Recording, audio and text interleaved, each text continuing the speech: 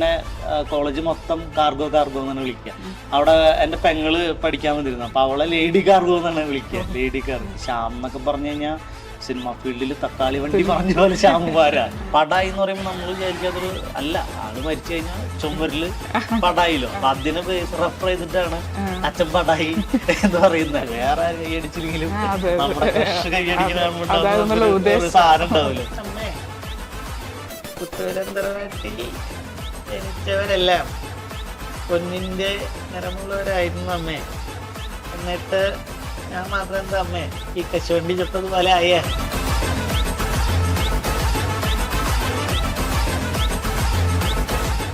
Argentina fans Kattoorkadavu എന്ന ചിത്രത്തിലൂടെ മലയാള സിനിമയിൽ അരങ്ങേറി ടൊവിനോ ബേസിൽ കൂട്ടുകെട്ടിലുള്ള കുറെ ചിത്രങ്ങളുടെ ഭാഗമാകാൻ കഴിഞ്ഞ ശ്യാം കാർഗോസ് ആണ് ഇന്ന് നമ്മുടെ കൂടെ മീറ്റ് ദ ആർട്ടിസ്റ്റിലുള്ളത്. നമസ്കാരം. നമസ്കാരം. എങ്ങനെ ശ്യാം കാർഗോസ് എന്ന പേര് വന്നത്? അത് ശ്യാം കാർഗോസ് എന്നുള്ള പേര് വരാൻ കാരണം ഞാൻ കേരള കോളേജിലാണ് MA ഇംഗ്ലീഷ് ചെയ്തത്. അപ്പൊ അവിടെ എൻ്റെ സുഹൃത്ത് എനിക്കൊരു വൈറ്റ് കാർഗോസ് പാൻറ് തന്നു. അപ്പൊ അതിൽ കുറെ പോക്കറ്റും വള്ളികളൊക്കെ ഉണ്ട്. ഈ വൈറ്റ് കാർഗോസും പിന്നെ ഞാനും അതിന്റെ ഒരു കോൺട്രാസ്റ്റ് ഉണ്ടല്ലോ, വൈറ്റ് ആൻഡ് ബ്ലാക്കിന്റെ. അപ്പൊ അങ്ങനെ കൂട്ടുകാർ കളിയാക്കി വിളിച്ച് ആദ്യം വിളിക്കുമ്പോൾ എനിക്ക് ഭയങ്കര ദേഷ്യമായിരുന്നു. പിന്നെ അത് വിളിച്ച് അതൊരു കുറ്റപ്പേരായിട്ട് എന്നെ കോളേജ് മൊത്തം കാർഗോ കാർഗോ എന്നാണ് വിളിക്കുക. അവിടെ എൻ്റെ പെങ്ങള് പഠിക്കാൻ വന്നിരുന്നു. അപ്പൊ അവളെ ലേഡി കാർഗോ എന്നാണ് വിളിക്കുക. Lady cargo. പിന്നെ ഞാൻ നോക്കിയപ്പോ ഫേസ്ബുക്കിൽ ഇൻസ്റ്റയിലൊക്കെ ഇടണമെങ്കിൽ നമുക്കൊരു വെറൈറ്റി പേര് വേണം. ഈ ശ്യാം എന്നൊക്കെ പറഞ്ഞു കഴിഞ്ഞാൽ സിനിമ ഫീൽഡിൽ തക്കാളി വണ്ടി പറഞ്ഞ പോലെ ശ്യാമുമാരാ. കുറെ ശ്യാമുമാരുണ്ട്. അപ്പൊ ഞാൻ നോക്കിയപ്പോ കാർഗോസ് കൂടി ഇട്ടു. അപ്പൊ ഇൻസ്റ്റയിലൊക്കെ അത് ഒരു വെറൈറ്റി നെയിമായിട്ട് കിടക്കും. ആദ്യം ആ പേര് വിളിച്ചാലെന്ന് ഓർമ്മയുണ്ട്? ആദ്യം ആ പേര് ഹോസ്റ്റലിലായിരുന്നു ഞാൻ പഠിച്ചിരുന്നത്. അപ്പൊ അവിടെ കുറച്ച് ഫ്രണ്ട്സ് ആണെന്ന് വിളിച്ചു തുടങ്ങിയത്. എൻ്റെ കൂടെ ഹോസ്റ്റൽ മേറ്റ് ഒരു അജിത്തോ വിജേഷ് അങ്ങനെ ആരോ ആണ് അത് വിളിച്ചത്. കൃത്യമായിട്ട് ഓർമ്മയില്ല. പക്ഷെ പേര് ഭയങ്കര ഫേമസ് ആയി. കാരണം കാർഗോ എന്നുള്ള വിളി അതൊരു ഭയങ്കര ഒരു ബ്രാൻഡായി. കാരണം എന്താ വെച്ചാൽ ആ സമയത്ത് കവിത എഴുതുകയും നാടകമൊക്കെ ചെയ്യും. പിന്നെ PG ബ്ലോക്കിലാണ് ഞാൻ പഠിച്ചത്. PG ആയിരുന്നു. അപ്പൊ PG ബ്ലോക്കില് MAക്ക് പഠിക്കുന്ന 21 പെൺകുട്ടികളും പിന്നെ ഞാനും. അപ്പൊ അങ്ങനെ ഞാൻ അവിടെ ചെറിയൊരു സ്റ്റാർ ആയിരുന്നു. നിങ്ങളുടെ നാട്ടിലൊക്കെ കുറ്റപ്പേരെന്നാണ് ഇരട്ടപ്പേരിന് പറയുന്നത്? കുറ്റപ്പേരെന്നാണ്, അല്ലെങ്കിൽ ഇരട്ടപ്പേര്. ഞങ്ങളുടെയൊക്കെ അവിടെ ഇരട്ടപ്പേരെന്നാണ്. ഇരട്ടപ്പേര് പല സ്ഥലത്തും കുറ്റപ്പേര് തന്നെ. എങ്ങനെ സിനിമയിലേക്ക് വന്നത്? സിനിമയിലേക്ക് വന്നത് ഞാൻ ബേസിക്കലി അമേച്ചർ നാടകങ്ങളൊക്കെയാണ് ചെയ്തിരുന്നത്. ഞാൻ 7ാം ക്ലാസ് തൊട്ട് മിമിക്രി, നാടൻപാട്ട്, നാടകങ്ങളൊക്കെ ചെയ്യണത്. ഞാൻ ആദ്യമായിട്ട് ചെയ്തൊരു നാടകം സ്കൂളിൽ വെച്ച് ചെയ്ത് അമ്പട്ടൻ ചെമ്പകരാമൻ എന്ന് പറഞ്ഞ നാടകമാണ്. അത് കഴിഞ്ഞ് MAക്ക് വരുമ്പോൾ കേരളോർമ്മയിലും വെച്ച് ചെയ്തിരുന്നു. പിന്നെ നാടകങ്ങൾ ഇങ്ങനെ സ്വാഭാവികമായിട്ടും അഭിനയിക്കണം എന്നുള്ള ആഗ്രഹമുണ്ട്. പക്ഷെ പുറത്ത് പറയാൻ ഒരു പേടി. കാരണം ഈ കോലം വെച്ചിട്ട് അഭിനയിക്കണം എന്ന് പറയുമ്പോൾ ഉണ്ടാകുന്ന റെസ്പോൺസ് അത്ര നല്ലതല്ല. ഇത് വെച്ചിട്ടോ എന്നുള്ളൊരു സാധനം ഉണ്ടല്ലോ, ഒരു എല്ലാവർക്കും സ്വാഭാവികമായിട്ടും. അപ്പൊ ഞാൻ നോക്കിയപ്പോൾ നാടകങ്ങൾ മിമിക്രിയും വഴിയൊക്കെ വരാം എന്ന് തോന്നി. പിന്നെ ഞാൻ ശശിധരൻ നടുവിൽ എന്ന് പറഞ്ഞ ഒരാളുടെ കൂടെയാണ് നാടകം ചെയ്തിരുന്നത്. അദ്ദേഹം കേരളത്തിൽ അറിയപ്പെടുന്ന ആഷിക് കപൂറിന്റെ ഒക്കെ മാസ്റ്റർ ആയിരുന്നു മഹാരാജാസ് കോളേജിൽ. ഇപ്പൊ അവരുടെ ഒരു ജോസ് റിമംബറൻസ് തിയേറ്റർ ഗ്രൂപ്പ് എന്ന് പറഞ്ഞിട്ട് വല്ലച്ചറ ഒരു ഗ്രൂപ്പ് ഉണ്ട്. അപ്പൊ അവരുടെ കൂടെയാണ് ഞാൻ നാടകം ചെയ്തത്. അദ്ദേഹത്തിന്റെ നാടകത്തിൽ അഭിനയിച്ചുകൊണ്ടിരിക്കുന്ന സമയത്താണ് എനിക്ക് ഇങ്ങനെ ഒരു കാസ്റ്റിംഗ് കോള്, അർജുന ഫാൻസിന്റെ കാസ്റ്റിംഗ് കോള് ഞാൻ കാണുന്നത്. അപ്പൊ ഞാൻ അതിലേക്ക് ഇങ്ങനെ കൊടുത്തു നോക്കി. അപ്പൊ അവരെന്നെ കുറിച്ച് ഇങ്ങനെ അന്വേഷിക്കും സ്വാഭാവികമായിട്ടും ഇവൻ എങ്ങനെയാണ്. പിന്നെ ഓഡിഷൻ ചെയ്തു. അതിന് ഓഡിഷൻ ചെയ്ത് അബു വളയംകുളം എന്ന് പറഞ്ഞ കാസ്റ്റിംഗ് ഡയറക്ടറാണ്. മലയാള സിനിമയിൽ ഏറ്റവും ഫേമസ് ആയിട്ടുള്ള ഒരു കാസ്റ്റിംഗ് ഡയറക്ടറാണ്. അപ്പൊ അദ്ദേഹത്തിന്റെ ഒരു 5 ദിവസത്തെ വർക്ക്ഷോപ്പ് ഒക്കെ ഉണ്ടായിരുന്നു. അങ്ങനെ ഫസ്റ്റ് പടം അർജുന ഫാൻസ് സംഭവിക്കും. അതിന് മുമ്പ് ഒരു പടം ഉണ്ടായിരുന്നു, ആദിവാസി മധു മരിച്ച സമയത്ത്. ഞാൻ എൻ്റെ നാട്ടിൽ തന്നെ ഒരു നാടക സമിതിയായിട്ട് ഹാഷ്മി തിയേറ്റർ ഗ്രൂപ്പ് എന്നുകൊണ്ട് വെള്ളാങ്കല്ലൂരുണ്ട്. അപ്പൊ അവിടെ ഒരു നാടകം ഇതുമായി ബന്ധപ്പെട്ട് ചെയ്തിരുന്നു. അപ്പൊ ആ നാടകം കണ്ടിട്ട് എന്നെ ഒരാള് മധുവായിട്ട് അഭിനയിക്കാൻ വിളിച്ച് ഞങ്ങൾ ആ സിനിമയൊക്കെ കഴിഞ്ഞു. ഏകദേശം ഞാൻ നായകനായിട്ട് ഒരു 2.5 മണിക്കൂർ നാടകമായിരുന്നു ഞാൻ മധുവായിട്ട്. പക്ഷെ ആ സിനിമ ഇറങ്ങിയില്ല. എനിക്ക് ഭയങ്കര സങ്കടമായിട്ട് ഞാൻ വല്ല PSCക്കും പോയി ജോലിക്കൊക്കെ പോവാന്നുള്ള ഡെസ്പായിട്ടിരിക്കുന്ന സമയത്താണ് ഈ കാസ്റ്റിംഗ് കോള് കാണുന്നത്. നാടകങ്ങളിലൂടെ സിനിമയിലേക്ക് വന്ന ഒരുപാട് പ്രഗത്ഭരുണ്ട്. ആരെങ്കിലും ഇൻസ്പയർ ചെയ്തിട്ടുണ്ട്? ഇൻസ്പയർ ചെയ്തെന്ന് വെച്ചാല് ഞങ്ങള് തൃശ്ശൂർ നാടക റീജിയണൽ തിയേറ്ററിന്റെ ഭാഗത്തൊക്കെയാണ് നാടക പരിപാടികളിലായിട്ട് ഞാൻ പോയിരുന്നത് കേരളവർമ്മ കോളേജ് കഴിഞ്ഞപ്പോൾ. അപ്പൊ അവിടെ സുനിൽ സുഗത, ജോസ് പി റാഫേൽ, ജെയിംസ് ഏലിയ, കുറെ പേര് സിനിമയിലേക്ക്, മല്ലു, പ്രതാപൻ, അങ്ങനെ കുറെ പേരൊക്കെ ഉണ്ട്. അപ്പൊ ഇവരുടെ കൂടെ ഞാൻ നാടകങ്ങളൊക്കെ ചെയ്തിട്ടുണ്ട്. അപ്പൊ ഇവരൊക്കെ നമ്മളെ ഇൻസ്പയർ ചെയ്തിട്ടുണ്ട്. മാത്രമല്ല ഞാൻ സാഹിത്യ റീജിയണൽ തിയേറ്ററിലൊക്കെ പോയിരിക്കുമ്പോൾ അവിടെ ആക്ടർ മുരളി ചേട്ടൻ വരാറുണ്ട്. അപ്പോൾ ആളൊക്കെ നാടകത്തിൽ നിന്ന് വന്നാണെന്നുള്ള ഒരു അറിവുണ്ട്. പിന്നെ അഭിനയിക്കലായിരുന്നു മെയിൻ പരിപാടി. ഈ തൃശ്ശൂർ ഇരിങ്ങാലക്കുടയാണ് നാട് എന്ന് തോന്നുന്നു. ഇരിങ്ങാലക്കുട എന്ന് കേൾക്കുമ്പോൾ ഓർമ്മ വരുന്നത് ഇന്നസെന്റ് സാറിനെയാണ്. അപ്പം പൊതുവെ തൃശ്ശൂർക്കാർ തമാശക്കാരാണോ? ഓ, അത് ഭയങ്കര ഹ്യൂമർ സെൻസ് ഉള്ള ഒരു ടീമാണെന്ന് എനിക്ക് തോന്നിയിട്ടുണ്ട്. കാരണം വെച്ചാല് തൃശ്ശൂർകാരുടെ ഭാഷയിൽ പറഞ്ഞ ഇപ്പൊ അച്ഛനൊക്കെ മരിച്ചു കഴിഞ്ഞാല് അച്ഛൻ പടായി, ഞാനത് വേറെ ഇന്റർവ്യൂവിൽ ആരും പറഞ്ഞു കേട്ടിട്ടുണ്ട്. പടായി എന്ന് പറയുമ്പോൾ നമ്മൾ വിചാരിക്കും അതൊരു അല്ല, ആള് മരിച്ചു കഴിഞ്ഞാൽ ചുമരില് പടായിലോ, അപ്പൊ അതിനെ റെഫർ ചെയ്തിട്ടാണ് അച്ഛൻ പടായി എന്ന് പറയുന്നത്. അല്ലെങ്കിൽ പിന്നെ കുറച്ചും കൂടി ന്യൂജൻ ഭാഷയിൽ ഗഡിമോൻ പടായി എന്ന് പറയും, അങ്ങനെയൊക്കെ പറയും. അപ്പൊ ഗഡിമോൻ പടായി എന്നൊക്കെ പറഞ്ഞാൽ ചില പുറത്തുള്ള ആൾക്കാർക്ക് മനസ്സിലായിക്കൊള്ളുന്നില്ല. ഗഡിമോൻ പടായി എന്ന് പറഞ്ഞു കഴിഞ്ഞാൽ അച്ഛൻ പടായി എന്നാണ് ഞാൻ ഉദ്ദേശിക്കുന്നത്. ഈ മിമിക്രിയിൽ തുടങ്ങിയെന്ന് പറഞ്ഞു. അപ്പൊ മിമിക്രിയിൽ തുടങ്ങുമ്പോൾ സ്വാഭാവികമായിട്ടും തമാശ കോമഡി റോളുകൾ ചെയ്യാനായിട്ടായിരിക്കുമല്ലോ കൂടുതലൊരു ഇഷ്ടമുണ്ട്. പക്ഷെ മിന്നൽ മുരളിയിൽ വന്നത് ഒരു രാഷ്ട്രീയക്കാരൻ, ഒരു പിന്നെ അതേപോലെ മരണമാസിലും അഭിനയിച്ചത് ഒരു രാഷ്ട്രീയക്കാരൻ തന്നെയാണ്, പ്രവർത്തകനായിട്ട്. അതിപ്പോ പറഞ്ഞപ്പോഴാണ് ഞാൻ ശ്രദ്ധിച്ചേട്ടാ, അത് ശരിയാ. മുരളിയിലൊരു പഞ്ചായത്ത് മെമ്പർ, ഇതിലൊരു പഞ്ചായത്ത് ഒരു ടൈപ്പ് അല്ലേ, ഞാനിപ്പോ ശ്രദ്ധിച്ചത്. അപ്പം ഒരു തമാശ സിനിമയാണ് ഇത്, രണ്ടും കോമഡി ബേസ് ആയിട്ടുള്ള സിനിമയാണ് ഈ രണ്ട് സിനിമയിലും. സീരിയസ് അതെനിക്ക് തോന്നണേ നമ്മുടെ ഫിഗർ ഒക്കെ വെച്ചിട്ടായിരിക്കും ഇവര് ക്യാരക്ടർ ചെയ്യുക. അപ്പൊ എനിക്ക് കോമഡി ചെയ്യാൻ ഭയങ്കര താല്പര്യമാണ്. മരണമാസം ഡയറക്ടർ ശിവൻ നമ്മുടെ സുഹൃത്താണ്, കേരളോർമയിൽ ഒരുമിച്ച് പഠിച്ചിട്ടുള്ളതാണ്. അപ്പൊ അവന്റെ അടുത്ത പടങ്ങളൊക്കെ എനിക്ക് കിട്ടുന്ന വിചാരിക്കുന്നു. മിമിക്രി എങ്ങനെയാ തുടങ്ങുന്നത്, എങ്ങനെയാണ് അങ്ങനെ ഒരു കഴിവുണ്ടെന്ന് മനസ്സിലാക്കുന്നത്? എനിക്ക് തോന്നണേ സ്കൂളിൽ പഠിക്കുന്ന സമയത്ത് എനിക്കൊരു ചെറിയ ക്രഷ് ഉണ്ടായിരുന്നു. അപ്പൊ നമ്മളെ പോലുള്ള പിള്ളേരുടെ ഏറ്റവും വലിയ ക്രഷ് എന്ന് പറഞ്ഞാൽ ആ കൂട്ടത്തിലെ ഏറ്റവും വലിയ സുന്ദരിയായിരിക്കും. അപ്പോൾ അങ്ങ് പേര് പറയാൻ പറ്റില്ല, അപ്പൊ അവര് കല്യാണം കഴിച്ച് ജീവിക്കായിരിക്കും. അപ്പൊ പേരൊന്നും ഞാൻ പറയില്ല, ആൾക്കാർക്ക് സുന്ദരി എന്ന് വിളിക്കാം. അപ്പൊ എനിക്ക് ക്രഷ് തോന്നി ഇവളോട്. അപ്പൊ ഇവളെ ഇംപ്രസ് ചെയ്യിക്കാൻ വേണ്ടിയിട്ട്, അപ്പൊ പെൺകുട്ടികളുടെ മുമ്പിൽ ആളാവണമെങ്കിൽ അവിടെ പാട്ട്, കഥ, കവിത, അല്ലെങ്കിൽ പിന്നെ ഗ്ലാമർ, സ്വാഭാവികമായിട്ട് നമ്മുടെ കയ്യിൽ ഇതില്ല. ഇല്ലാത്തൊരു സാധനം വെച്ച് നമുക്ക് ഒന്നും ചെയ്യാൻ പറ്റില്ല. അപ്പൊ ഞാൻ നോക്കിയപ്പോൾ ഇവളൊരു ദിവസം ഇങ്ങനെ സംസാരിക്കുമ്പോൾ ഇവൾക്ക് നടന്മാരെ സൗണ്ട് എടുക്കുന്നത് ഇഷ്ടമാണ്, അങ്ങനെയുള്ളൊരു. അപ്പൊ അവിടെ ഒരു മിമിക്രി എടുക്കുന്ന ഒരു പയ്യനുണ്ടായിരുന്നു. അപ്പൊ അവനെ കുറിച്ച് ഇങ്ങനെ പറയുന്നത് കേട്ടു. അപ്പൊ അവൻ അവിടുത്തെ ഒരു മിമിക്രിയില് എല്ലാ നടന്മാരുടെയും സൗണ്ട് കൃത്യമായിട്ട് പെർഫെക്റ്റ് ആയിട്ട് ബോഡി ലാംഗ്വേജ് ഒക്കെ എടുക്കും. ഞാനൊക്കെ എടുത്തു കഴിഞ്ഞാൽ ഞാൻ ഏത് നടൻ സൗണ്ട് എടുത്താലും എൻ്റെ മാത്രം സൗണ്ട് വരുന്ന ഒരു പ്രത്യേക കഴിവ് എനിക്കുണ്ട്. അപ്പൊ ഞാൻ നോക്കിയപ്പോൾ എനിക്ക് അറിയാവുന്നത് അവിടുത്തെ കുറച്ച് ടീച്ചർമാര്, സാറുമാരൊക്കെയാണ്. അപ്പൊ അവരെ നമ്മൾ ഡെയിലി കാണണ്ട. അപ്പൊ നമ്മൾ അവരെ ഒബ്സർവ് ചെയ്യും സ്വാഭാവികമായിട്ടും. അപ്പൊ അവർക്ക് ചില ബോഡി ലാംഗ്വേജ് ഉണ്ടാവും, അല്ലെങ്കിൽ ചില ടോണുകൾ, സംസാരിക്കുമ്പോൾ ചില വാക്കുകൾ റിപ്പീറ്റ് ചെയ്ത് പറയുക, അങ്ങനത്തെ ചില കാര്യങ്ങളുണ്ടാവും. അപ്പൊ ഞാൻ അത് വെച്ചിട്ട് അവിടെ ഉള്ള ഒരു സാറിനെ, ഞങ്ങളെ കെമിസ്ട്രി പഠിപ്പിക്കുന്ന ഒരു സാറുണ്ട്, പിന്നെ ഹിന്ദി പഠിപ്പിക്കുന്ന ഒരു സാറുണ്ട്. അപ്പോൾ അദ്ദേഹത്തിനൊക്കെ അങ്ങനെ ഈ പറഞ്ഞ പോലെ ഇരട്ടപ്പേര് കിട്ട് വിളിച്ചിരുന്നു. അദ്ദേഹത്തിന് വലിയ വയറാണ്. അപ്പൊ പിള്ളേര്, ഞാൻ അങ്ങനെ വിളിച്ചിരുന്നു എന്നല്ല ഞാൻ പറഞ്ഞത്, അപ്പൊ അധ്യാപകരെ കളിയാക്കി പറയില്ല. അപ്പൊ വലിയ വയറുള്ള കാരണം അദ്ദേഹത്തിന് വിളിച്ചിരുന്നത് നിത്യഗർഭിണി എന്നൊക്കെയാണ്. ഭയങ്കര പേരുകൾ. ആ പിള്ളേരുടെ ഒരു, എനിക്കും ആ സമയത്ത് കുറ്റപ്പേരുണ്ടായിരുന്നു. പക്ഷെ മോശം കുറ്റപ്പേരായതുകൊണ്ട് മാത്രം ഞാനിപ്പോ പറയാത്. ഈ നല്ല കുറ്റപ്പേര് കേരളോർമ്മയിൽ നിന്ന് കിട്ടിയാലും ഞാനത് കൂടെ കൂട്ടിയെന്നുള്ളൂ. അപ്പൊ ഞാൻ അവരെയൊക്കെ അനുകരിച്ചു. അപ്പൊ പിള്ളേർക്ക് ഭയങ്കര രസമായി, കാരണം ഡെയിലി കാണുന്ന അധ്യാപകരെയാണ്. അപ്പൊ അവതരിപ്പിച്ചു. അപ്പൊ ഇവളൊക്കെ ഫ്രണ്ടിൽ നിന്ന് കൈയടിക്കുന്നു. അപ്പൊ എനിക്ക് ഭയങ്കര സന്തോഷമായി. വേറെ ആരും കൈയടിച്ചില്ലെങ്കിലും നമ്മുടെ ക്രഷ് കൈയടിക്കുന്ന സാധനം ഉണ്ടാവുമല്ലോ. അപ്പൊ ഞാൻ വിചാരിച്ചു ഇവള് വളഞ്ഞു എന്നുള്ള സെറ്റപ്പിലൊക്കെ സന്തോഷമായിട്ട് ഇങ്ങനെ ഇരിക്കുമ്പോ നമ്മുടെ കൂടെ എപ്പോഴും നമ്മളെ പേടിപ്പിക്കാനും നമ്മളെ വളർത്താനായിട്ട് ഒരു ചങ്കുണ്ടാവും. എനിക്ക് ഒരു കൂട്ടുകാരുണ്ടായിരുന്നു, സുമേഷ് എന്ന് പറഞ്ഞിട്ട്. അവൻ വന്നിട്ട് പറഞ്ഞു, നീ സാറുമാരെ സൗണ്ട് എടുത്തൂല്ലേ, സാറുമാരെ ഇമിറ്റേറ്റ് ചെയ്തൂല്ലേ, എന്റെ കാര്യം കട്ടപ്പൊക്കെ, നീ ഇനി ജീവിച്ചിരുന്നിട്ട് കാര്യമില്ല. കാരണം വെച്ചാല് പഠിക്കാൻ അത്ര ബ്രില്യൻ്റ് ആയിരുന്നില്ല. ഒറ്റയ്ക്കും തെറ്റയ്ക്കൊക്കെ ഒരു അടി കിട്ടിയോണ്ടിരുന്ന് ഇനി കൂട്ടായിട്ട് കിട്ടും. കാരണം 2-3 ടീച്ചർമാരെ പേരെടുത്ത് പറഞ്ഞ് അവരെ ഇമിറ്റേറ്റ് ചെയ്തു. അപ്പൊ അവരെന്ന് വെച്ചാൽ നല്ല തല്ല് തല്ലണവരെ. ഞാൻ ഈ കാര്യം നമ്മുടെ അവളെ ഇംപ്രസ് ചെയ്യിക്കാനുള്ള ഒരു ആവശ്യത്തിന് പുറത്തും വർക്കും ചെയ്തു. പിന്നെ പ്രശ്നമായോ ടീച്ചർ? എന്നെ ടീച്ചർ സാറ് വിളിച്ചു. അതിന് മുമ്പുണ്ടായത് ഈ ഇതിങ്ങനെ പേടിച്ചിട്ട് നമ്മൾ അന്ന് ആനിവേഴ്സറി സമയത്തൊക്കെയാണ് ഇത്, അല്ലെങ്കിൽ യുവജനോത്സവത്തിന് അന്ന്. അപ്പൊ ഈ പൈസ കൊണ്ടുവരും, നമ്മൾ 1 രൂപ പൈസ കൊണ്ടുവന്നിട്ട് മിമിക്രി കഴിഞ്ഞപ്പോ ഞാൻ പുറത്തേക്ക് ഇറങ്ങി. ഇവൻ ഇത് വന്ന് പറഞ്ഞപ്പോ എന്റെ കൈയും ഒക്കെ പറിച്ചു. നമ്മളൊരു ചെറിയ കുട്ടി അടി കിട്ടാന്ന് പറഞ്ഞ സാര അടിയൊന്നുമല്ലേ, ഇപ്പോഴത്തെ അടിയൊന്നുമല്ല. ട്രൗസർ ഇങ്ങനെ മാറ്റി പിടിച്ചിട്ട് നമുക്ക് ഇരിക്കാൻ പറ്റില്ല, ഒരെണ്ണത്തുമ്പോ ഇരിക്കേണ്ടി വരും നമ്മൾ. അങ്ങനത്തെ ഒരു പ്രശ്നമാണ്. 2 കുത്തി ഇരിക്കാൻ പറ്റില്ല, അങ്ങനത്തെ ഒരു പ്രശ്നമുണ്ട് ഇതില്.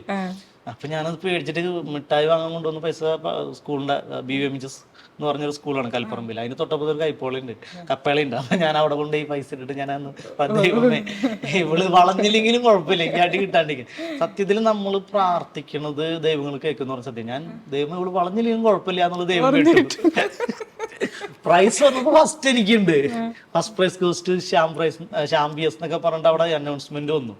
പക്ഷെ ഞാനിത് കഴിഞ്ഞിട്ട് നേരെ ഓഫീസിലേക്ക് എന്നെ വിളിച്ചു. അവിടുത്തെ സാറിനോട് ചോദിച്ചു, സാറുമാരൊക്കെ കളിയാക്കിയിട്ടാണ് അതിന്റെ പരിപാടികൾ അല്ലേ, അപ്പൊ ആളുടെ കയ്യിലൊരു വലിയ റൂളുണ്ട്, വലിയ അത് വെച്ചിട്ട് ഇങ്ങനെ വരയ്ക്കുക, അതൊക്കെ എടുത്ത് പേടിച്ചിട്ട് ഞാൻ വെച്ച് ഇതുകൊണ്ടായിരിക്കും കിട്ടുക. അപ്പൊ ആ സമയത്ത് കലാഭവൻ മണിച്ചേട്ടനൊക്കെ ഭയങ്കര ഫേമസ് ആയിട്ട് വരാം. അപ്പൊ ആള് ചോദിച്ചൊരു ചോദ്യം ഉണ്ട്, മിമിക്രി ഒക്കെ കാണിച്ച് മണിച്ചേട്ടൻ്റെ പോലെ സിനിമയിൽ കയറാനുള്ളേ. അപ്പൊ അത് നമ്മൾ സ്ട്രൈക്ക് ചെയ്തു. അതായത് മിമിക്രി കാണിച്ചു കഴിഞ്ഞാൽ സിനിമയ്ക്ക് കയറാം എന്നുള്ള സാധനമൊക്കെ അന്ന് അപ്പൊ നമ്മുടെ മനസ്സിലത് എപ്പോഴും കിടക്കണം മിമിക്രി. അത് കഴിഞ്ഞിട്ട് സാറ് ഈ പറഞ്ഞ ഡയലോഗ് നമ്മളായിട്ട് ഭയങ്കര സന്തോഷം. കാരണം തൊട്ടപ്പുറത്ത് ഞാൻ പറഞ്ഞ പെൺകുട്ടി വേറൊരുത്തനായിട്ട് ഞാൻ പറഞ്ഞ മിമിക്രിയിൽ നന്നായിട്ട് മിമിക്രി എടുക്കണതിനായിട്ട് സെറ്റായി, അതങ്ങനെ പോയി. പക്ഷെ ഈ വാചകം എന്നെ സ്ട്രൈക്ക് ചെയ്തിട്ടുണ്ടായിരുന്നു. അപ്പൊ എനിക്കത് ഭയങ്കര സന്തോഷമായി. കാരണം നമ്മളെ ജീവിതത്തില് നമ്മൾ ആഗ്രഹിക്കുന്ന കാര്യങ്ങള് എന്താ പറയാ നമ്മുടെ കൂടെ തന്നെയാണ്. നമ്മൾ ഭയങ്കരമായിട്ട് ആഗ്രഹിച്ചു കഴിഞ്ഞാൽ കൂടെ തന്നെ ഉണ്ടാവും എന്ന് എനിക്ക് തോന്നിയിട്ടുണ്ട്. ഞാൻ ഇതുവരെ കണ്ടിട്ടില്ല. കാരണം വെച്ചാല് അവളെ ഒരു പ്രാവശ്യം ഞാൻ ഒരു ഗെറ്റ് ടുഗദറിന് ഇങ്ങനെ കൽപ്പറമ്പ് സ്കൂളിൽ വിളിച്ചപ്പോ ഞാൻ ഇവളുണ്ടാവും വിചാരിച്ചിട്ട് ചെന്നു. ഇവളും ഇല്ല, ഒരു പൊടിയില്ല. എപ്പോഴെങ്കിലും സിനിമയിൽ കാണുമ്പോ എന്റെ കൂടെ പഠിച്ചതാണ് പറഞ്ഞിട്ടൊക്കെ ഉണ്ടാവാം, പക്ഷെ അവൾക്ക് അറിയില്ല എനിക്ക് അങ്ങനെ ഒരു ക്രഷുള്ള കാര്യം. ഞാനത് അങ്ങനെ ആരോടും പറഞ്ഞില്ല. കാരണം ആ സമയത്ത് ഇത് പറയാനായിട്ട് മുമ്പ് മറ്റേ ചെക്കനായിട്ട് സെറ്റായി പോയി.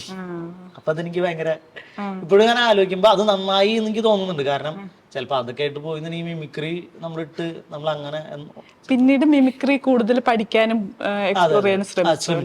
മിമിക്രി കൂടുതൽ ഞങ്ങൾ നാട്ടിൽ ഒരു ചെറിയൊരു ട്രൂപ്പ് തുടങ്ങി. അതായത് ആ സമയത്ത് മിമിക്രിക്കാര് അമ്പലങ്ങളിൽ പരിപാടി നടക്കുക. അപ്പൊ അതിന്റെ ഗ്യാപ്പിൽ ഒരു 10 മിനിറ്റ് 15 മിനിറ്റ് ഗാനമേളയുടെ ഇടയിലൊക്കെ. അപ്പൊ ഞാൻ എൻ്റെ അവിടുത്തെ ഒരു സുഹൃത്ത് ഒരുത്തരുണ്ട്, കണ്ണൻ എന്ന് പറഞ്ഞിട്ട്, കണ്ണൻ പിന്നെ വികാസ്, സനീഷ് എന്ന് പറഞ്ഞിട്ട്, അവരൊക്കെ കൂടിയിട്ടൊരു മിമിക്രി ട്രൂപ്പ് തുടങ്ങി. തൃശ്ശൂർ കോമഡി ഗ്യാപ്സ് എന്നായിരുന്നു എൻ്റെ പേര്. കുറെ കാലം അതായിട്ട് ഇങ്ങനെ നടന്നു. ഭയങ്കര രസമായിരുന്നു. കാരണം ഇപ്പൊ എന്നെ പോലൊക്കെ ചെറുപ്പത്തിൽ കുറച്ചും കൂടിയും ഇൻഫീരിയോറിറ്റി കോംപ്ലക്സ് ഉള്ള ആൾക്കാർക്ക് ഇങ്ങനത്തെ സ്റ്റേജിൽ കയറിയിട്ട് കയ്യടി കിട്ടുമ്പോൾ കിട്ടുന്ന ഒരു അഡ്രിനാലിൻ റഷ് ഉണ്ട്. അതിപ്പോഴും കിട്ടാ. ഇപ്പൊ ഞാൻ എന്തെങ്കിലും പ്രോഗ്രാമിനൊക്കെ പോകുമ്പോൾ ഏതെങ്കിലും നമ്മളെ കൊണ്ട് പറ്റാവുന്ന സ്റ്റാർസിനൊക്കെ അനുസരിച്ച് അവർ കയ്യടിക്കുമ്പോൾ നമുക്ക് ഭയങ്കര അത്രയും ഒരു വേറെ സാധനത്തിൽ നമുക്ക് തരാൻ പറ്റിയിട്ടില്ല. അതിപ്പോ സിനിമയിൽ നമ്മളെ കണ്ടുന്ന ഒരാൾ വിളിച്ച് പറയുമ്പോൾ ഇപ്പൊ മരണമാസത്തിൽ ആരെങ്കിലും ഫോട്ടോ ഒക്കെ എടുത്ത് അയച്ച് അത് കാണുന്ന സമയത്ത് കിട്ടുന്ന നമുക്കൊരു ഹാപ്പിനെസ് ഉണ്ട്. അത് ഇതുവരെ വേറെ ഒന്നും ചെയ്യുമ്പോൾ എനിക്ക് കിട്ടിയിട്ടില്ല. അതുകൊണ്ട് മിമിക്രി കുറെ കാലം കൊണ്ടു നടന്നു. പിന്നെ അത് പതുക്കെ നാടകങ്ങളിലേക്കായി. അങ്ങനെ നാടകങ്ങളിൽ നിന്ന് അങ്ങനെ ഈ മിമിക്രി ചെയ്ത സിനിമയിൽ പോകാൻ പറ്റുമെന്ന് പറഞ്ഞ സാറിനെ പിന്നെ കണ്ടിട്ടുണ്ടോ? ഞാൻ കുറെ തവണ കണ്ടിട്ടുണ്ട്. സാറിനോട് പറഞ്ഞിട്ടുണ്ടോ സാറ് വഴിയാണ് ഞാൻ അതിലൂടെ? ഞാൻ ആളെ കണ്ടിട്ട് ഇങ്ങനെ പറയണമെന്നൊക്കെ വിചാരിച്ച് ഞങ്ങളുടെ അടുത്ത് ചെന്നു. പക്ഷെ ആള് ആ ഫംഗ്ഷന്റെ ഇടയിൽ തിരക്കിലൊക്കെ ആയിരുന്നു. പിന്നെ ഞാൻ ആളെ ഫോളോ ചെയ്തില്ല. കാരണം വെച്ചാല് ചിലപ്പോ നമ്മള് അത് അന്ന് അദ്ദേഹം അങ്ങനെ പറഞ്ഞത് നമ്മളോടൊരു നമുക്ക് ഇൻസ്പിറേഷൻ ആവുമെന്ന് വിചാരിച്ചില്ല. ആളിങ്ങനെ ചോദിച്ചു, നമ്മളെ അനുകരിക്കാറായടാ എന്നുള്ള ഒരു ഇതില് ചോദിച്ചതിന്റെ ഭാഗമായിട്ട് ആൾ ക്യാഷ്വലായിട്ട് ചോദിച്ചതാണ്. പക്ഷെ അതെന്റെ ഉള്ളിൽ ഇപ്പോഴും സ്ട്രൈക്ക് ചെയ്ത് കിടക്കുന്നുണ്ടായിരുന്നു എന്നുള്ളതാണ്. 1-2 നമ്പർ കാണിക്കാൻ പറ്റുമോ? സത്യത്തിൽ അത് സംബന്ധിച്ച് ഇത് നല്ല പ്രാക്ടീസ് ഉണ്ടെങ്കിലാണ് പറ്റുള്ളൂ. ഇപ്പൊ ഞാൻ അന്ന് മിമിക്രി ചെയ്തിരുന്ന സമയത്ത് ഫിഗറൊക്കെ പോലെ നമ്മൾ ചെയ്യാൻ പറയാം. അപ്പൊ നമ്മളെ കൊണ്ട് കൂടുന്ന ഫിഗർ ഒന്നും മലയാള സിനിമയിൽ ഇല്ല എന്നുള്ളതാണ്. പക്ഷെ ഒരു ഫിഗർ ഉണ്ടായിരുന്നു. അത് പറയുമ്പോൾ ചിലപ്പോൾ ഒരു ഇതായിട്ട് തോന്നുമെങ്കിലും സത്യം മാഷിന്റെ ഫിഗർ എനിക്ക് നന്നായിട്ട് ചേരുമായിരുന്നു. അപ്പൊ ഞാൻ ഈ ഇവിടെ കൃതാവൊക്കെ ഉമിക്കിരി കൊണ്ടൊക്കെ വരച്ച് ഇങ്ങനെ ചെറിയ അന്ന് ഉമിക്കിരിയൊക്കെയാണ് കൊണ്ട് ഉമിക്കിരി പൊടിച്ചിട്ട് വെളിച്ചെണ്ണ എടുത്തിട്ട് ഇങ്ങനെ ഒരു വര വരയ്ക്കും. എന്നിട്ട് ഇങ്ങനെ ഇതിടും ഉമിക്കിരി പൊടിച്ചിടും. അപ്പൊ ശരിക്കും കറക്റ്റ് ആ വരയില് ഉമിക്കിരിയുടെ ഇതിട്ട് ശരിക്കും ഒരു മീശ പോലൊക്കെ തോന്നും. അങ്ങനെ അന്ന് കുറെ ട്രിക്കുകളൊക്കെ ചെയ്തു. അപ്പൊ സത്യന്റെ സൗണ്ടൊക്കെ ഞാൻ ചെയ്യായിരുന്നു. അപ്പൊ അതൊന്നും പറഞ്ഞ് ചെയ്ത് നോക്കാം. നല്ലാണെങ്കിൽ ഭക്ഷണം കളിയാക്കരുത്, കൈയടിക്കരുത്. അമ്മേ, പുത്തൂരന്തരവാട്ടിൽ ജനിച്ചവരെല്ലാം പൊന്നിന്റെ നിറമുള്ളവരായിരുന്നു അമ്മേ. എന്നിട്ട് ഞാൻ മാത്രം എന്താ അമ്മേ ഈ കശുവണ്ടി ചുട്ടതുപോലെ ആയേ പറഞ്ഞത് ഇതൊരു സംഭവം സ്റ്റേറ്റ്മെന്റ് പൊളിറ്റിക്കൽ പ്രശ്നമാണ്, എന്നാലും ഞാനത് പറഞ്ഞെന്നുള്ളൂ. ഞാൻ പറയാൻ പാടില്ലാത്തൊരു ഡയലോഗാണ്. ഞാനിപ്പോ അങ്ങനെ മിമിക്രി അധികം എടുക്കാറൊന്നുമില്ല, കാരണം നാടകങ്ങളിലേക്ക് വന്നു.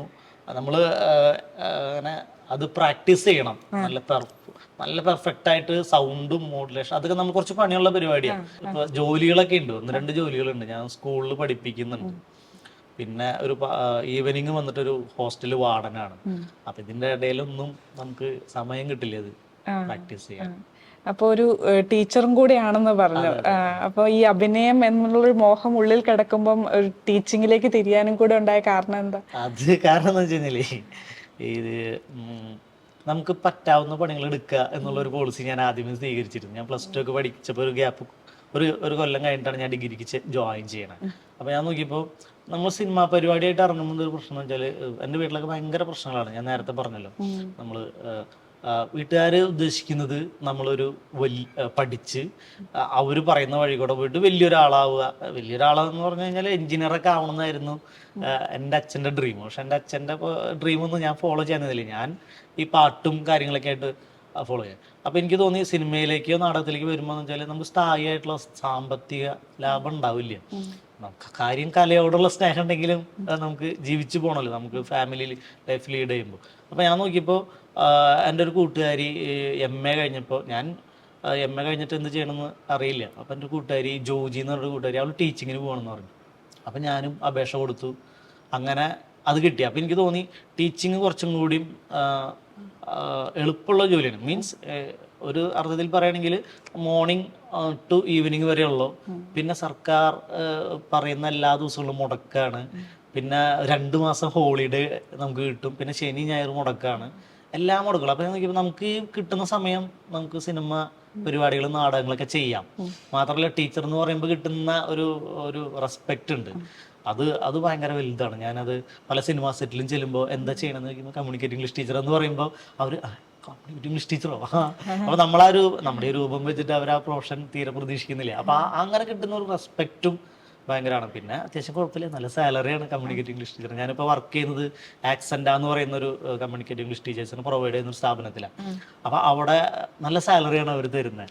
പിന്നെ സാറ്റർഡേ സൺഡേ ലീവ് ഉണ്ട്. പിന്നെ കഴിഞ്ഞ കൊല്ലം കുറേ ലീവുകളുണ്ട്, അതിന് മുമ്പത്തെ കൊല്ലം അങ്ങനെ ലീവുകൾ നമുക്ക് കുറേ കിട്ടും. അപ്പോൾ ഈ ലീവുകളുടെ ഇടയിലൊക്കെ നമ്മുടെ സുഹൃത്തുക്കളാണ് സിനിമ ചെയ്യുന്നത്. അപ്പോൾ അവരോടൊക്കെ പറഞ്ഞ് ചെറിയ ചാൻസ്, ഇപ്പോൾ ചെറിയ റോളൊക്കെ ആണെങ്കിൽ 1-2 ദിവസം ലീവ് എടുത്ത് പോയിട്ട് ചെയ്യാം. ഇപ്പൊ എല്ലാ സിനിമകളും അങ്ങനെയാണ് ഞാൻ ചെയ്തിട്ടുള്ളത്. അല്ലെങ്കിൽ വെക്കേഷൻ, 2 മാസം വെക്കേഷൻ. ഈ വെക്കേഷനിൽ ഞാൻ അങ്ങനെ ഒരു പടം ചെയ്തു. ഇനിയിപ്പോ ഒരു വലിയൊരു പടം വരുന്നുണ്ട്, പക്ഷെ ആ പടം സെറ്റായിട്ടില്ല. അതുകൊണ്ടാണ് ഞാൻ പേര് പറയാത്തത്. ഒരു ഗ്യാപ്പ് വന്നു പറഞ്ഞില്ലേ +2 കഴിഞ്ഞിട്ട്, എന്തായിരുന്നു അത്? പ്രശ്നം എന്ന് വെച്ചാൽ ഞാൻ കുറെ കോഴ്സുകൾക്ക് അപ്ലൈ ചെയ്തിട്ട് കിട്ടിയില്ല. പിന്നെ കുറച്ച് സാമ്പത്തിക പ്രശ്നം ഉണ്ടായിരുന്നു. അപ്പൊ ആ സമയത്ത് ഞാൻ അച്ഛൻ്റെ കൂടെ ജോലിക്ക് പോയി. അച്ഛൻ കൂലിപ്പണിയാണ്. അങ്ങനെ പണിയുണ്ടെന്ന് പറഞ്ഞ അച്ഛനോടെ പോയി ഞാൻ. അപ്പൊ ഈ കോളേജിന്, സെന്റ് ജോസഫ് കോളേജിന് തൊട്ട് മുമ്പിൽ കൂടെ പോയപ്പോൾ എൻ്റെ കയ്യിൽ നിന്ന് പോയി. കാരണം വെച്ചാൽ ഞാൻ +2 കഴിഞ്ഞിട്ട് ഒന്നിനും പോയില്ല. പക്ഷെ എൻ്റെ കൂട്ടുകാരികളൊക്കെ 1-2 പേരും, അല്ലെങ്കിൽ അവരൊക്കെ വീടുണ്ട്. അപ്പോൾ വൈകുന്നേരം പണി ചെയ്തുകൊണ്ടിരിക്കുമ്പോൾ ഇവർ ഈ വഴിക്കൂടെ പോയപ്പോൾ എന്നെ കണ്ടു, എനിക്ക് ഇവരെയും കണ്ടു. അപ്പോൾ എനിക്കത് അവരൊന്നും പറഞ്ഞില്ല, പക്ഷെ എന്നെ സംബന്ധിച്ച് അത് എനിക്ക് ഭയങ്കര വിഷമമായി. കാരണം അവർ നമ്മളെ കാണുന്നത്, അപ്പോൾ നീയൊന്നും പഠിച്ചിട്ടൊന്നും രക്ഷയില്ലടാ എന്നുള്ളൊരു സാധനമൊക്കെ അവർക്ക് തോന്നിയിട്ടുണ്ടാവുമെന്ന് എനിക്ക് തോന്നി, അല്ലാതെ അവർ പറഞ്ഞൊന്നുമില്ല.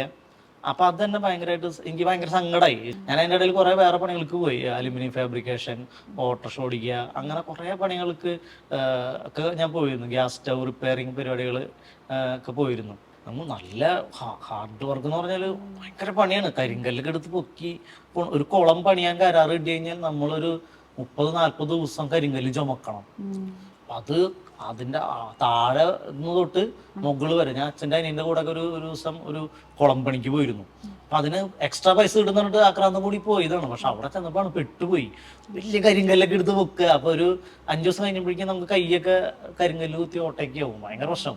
അപ്പൊ ഇത് ഇത്രയും കഷ്ടപ്പെട്ട് ഇത് ഈ പണി ചെയ്ത് നമ്മളെ വളർത്തിയ അച്ഛൻ, അപ്പൊ അച്ഛനോടുള്ള ബഹുമാന സ്നേഹം കൂടി കാണുന്നുണ്ട്. ചില കാര്യങ്ങളിലെ അഭിപ്രായ വ്യത്യാസങ്ങൾ ഒഴിച്ച് അദ്ദേഹത്തിനോടുള്ള എന്റെ റെസ്പെക്ട് ഭയങ്കരമാണ്. അദ്ദേഹം നമ്മളെ ഒരു കൊല്ലം അച്ഛന്റെ കഷ്ടപ്പാട് നേരിട്ട് അനുഭവിച്ച് മനസ്സിലാക്കിയാണ്. പക്ഷെ ശാരീരികമായിട്ടൊന്നും മനസ്സിലാക്കാനുള്ള ഒരു ത്രാണി ഉണ്ടായില്ല. കാരണം എന്റെ ഫിസിക്ക് ഇത്രയാണ്. അപ്പൊ എനിക്ക് തോന്നി ഞാൻ പണി നിർത്താം. അപ്പൊ ഞാൻ അച്ഛനോട് പറഞ്ഞപ്പോ അച്ഛൻ വിചാരിച്ചു പഠിക്കാൻ തോന്നിയിട്ടായിരിക്കും ഇപ്പം പണി നിർത്തണം. അല്ല, ബേസിക്കലി ഇത് പണിക്ക് പോണി നല്ല ആരോഗ്യം വേണം. എനിക്ക് ഇച്ചിരി മടിയുണ്ട്, പിന്നെ മടിയുടെ അസുഖമുണ്ട്. അപ്പൊ ഞാൻ പറഞ്ഞു വേറെ ഏതെങ്കിലും കോഴ്സിന് ജോയിൻ ചെയ്യാം പറഞ്ഞിട്ട് സെന്റ് തോമസിൽ BA ഇംഗ്ലീഷ് ഇതിന് ചേർന്നു. BA ഇംഗ്ലീഷും ഹിസ്റ്ററിയും ഡബിൾ മെയിൻ ആണ്. 3 കൊല്ലത്തെ ഡിഗ്രി അത് കഴിഞ്ഞു. പിന്നെ കേരള ഗവൺമെന്റ് MAക്ക് ജോയിൻ ചെയ്തു. അത് കഴിഞ്ഞ് B.Ed എടുത്തു. അപ്പോഴേക്കും നാട്ടിൽ തന്നെ സ്കൂളിൽ നമുക്ക് ജോലി കിട്ടി, CBSE സ്കൂളിൽ ജോലി കിട്ടി. അപ്പൊ അച്ഛന് ഭയങ്കര സന്തോഷമായി. CBSE സ്കൂളിൽ ഇംഗ്ലീഷ് ടീച്ചർ എന്ന് പറയുമ്പോൾ ഭയങ്കര സന്തോഷമായിരുന്നു. അപ്പൊ ഈ അന്ന് കണ്ട പെൺകുട്ടികൾ പിന്നീട് ടീച്ചറായിട്ട് അല്ലെങ്കിൽ സിനിമാ നടനായിട്ട് പിന്നെ അവരെ കണ്ടിട്ടുണ്ട്.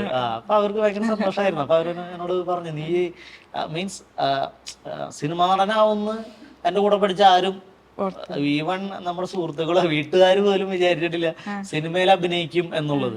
എന്ത് നോക്കണു, എന്റെ ലൈഫിൽ ലക്ക് ഭയങ്കര ഫാക്ടറാണ് എനിക്ക്. നമ്മള് ആഗ്രഹിക്കുന്ന സമയത്ത് ഒരു സിനിമയിൽ മെയിൻ വേഷം കിട്ടുന്നുണ്ട്, ആഗ്രഹിക്കുന്ന സമയത്ത് നമുക്ക് ഒരു നല്ല ജോലി കിട്ടുന്നുണ്ട്.